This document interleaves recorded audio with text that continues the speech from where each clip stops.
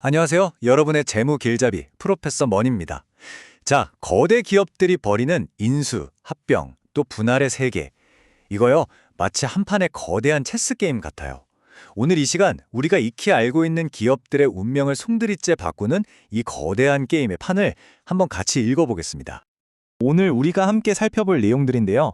먼저 M&A의 막대한 돈은 과연 누구에게로 흘러가는지, 그리고 기업들은 어떻게 스스로를 방어하는지 알아볼 거고요. 이어서 기업들이 스스로를 나누는 이유와 그 방법들, 마지막으로 이 모든 전략이 결국 무엇을 의미하는지 딱 정리해 보겠습니다. 자, 그럼 첫 번째 주제입니다. 수십조 원이 오가는 M&A 시장에서 말이죠. 과연 이 막대한 부는 누구의 주머니로 들어가는 걸까요? 한번 제대로 파고들어 보시죠. 네, 보통 이렇게 생각하기 쉽죠. M&A라고 하면 왠지 관련된 모두에게 이로운 그런 윈윈 게임일 것 같잖아요. 하지만 현실은 조금 다를 수 있습니다.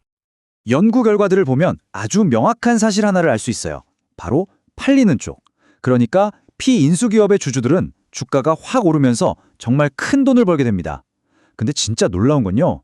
사는 쪽, 즉 인수기업의 주주들은 기껏해야 본전치기거나 오히려 손해를 보는 경우가 허다하다는 거죠.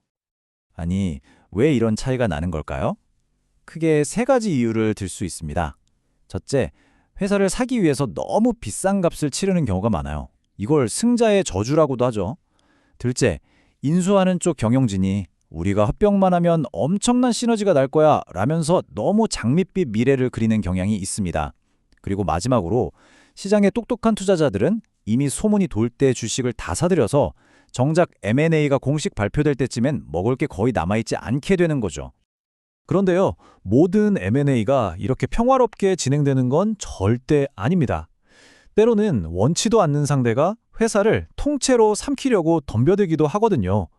이럴 때 기업들은 과연 어떻게 스스로를 지킬까요? 마치 적의 침략으로부터 성을 지키기 위한 아주 기발한 방어 전술들처럼 말이죠. 적대적 인수에 맞서는 방어 전략은 정말 다양합니다. 예를 들어 황금 낙하사는요, 경영진에게 어마어마한 퇴직금을 보장해서 인수비용 자체를 높여버리는 방식이고요.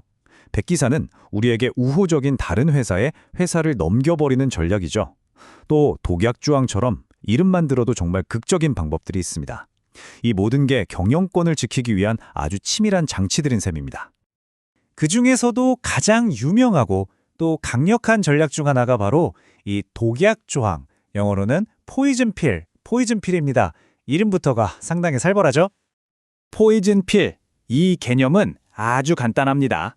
적이 나를 꿀꺽 삼키려고 할 때 스스로를 아주 맛없고 독이 있는 존재로 만들어서 퇴하고 뱉어내게 만드는 거예요.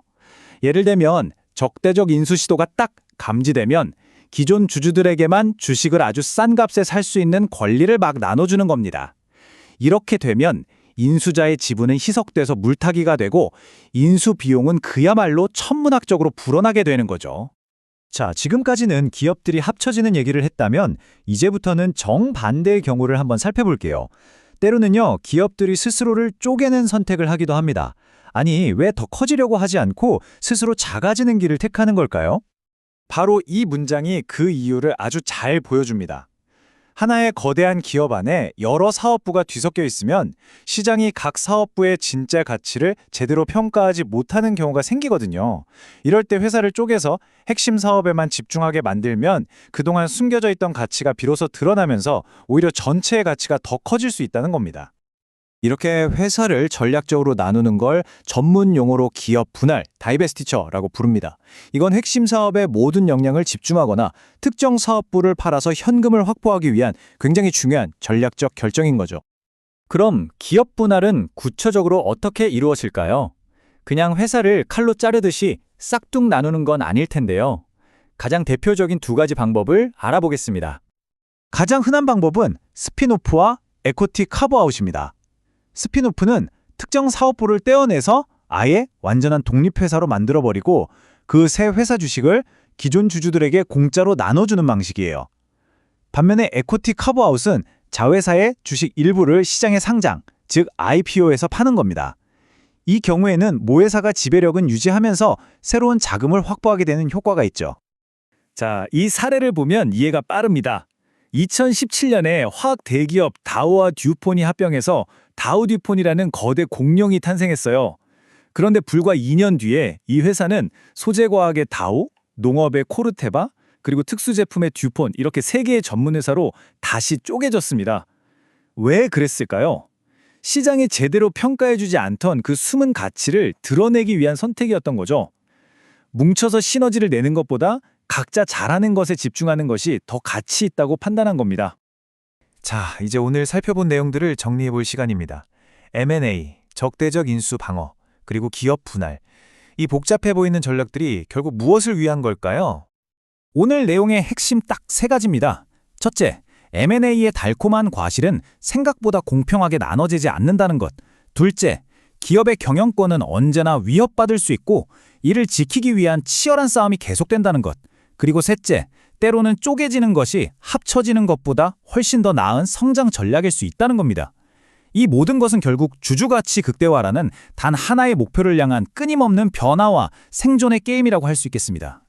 오늘 설명은 여기까지입니다. 마지막으로 질문 하나를 던지면서 마무리하겠습니다.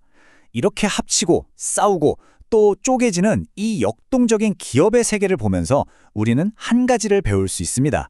어쩌면 오늘날 가장 위험한 전략은 아무것도 하지 않고 현재에 머무르는 것일지도 모릅니다. 여러분은 어떻게 생각하시나요?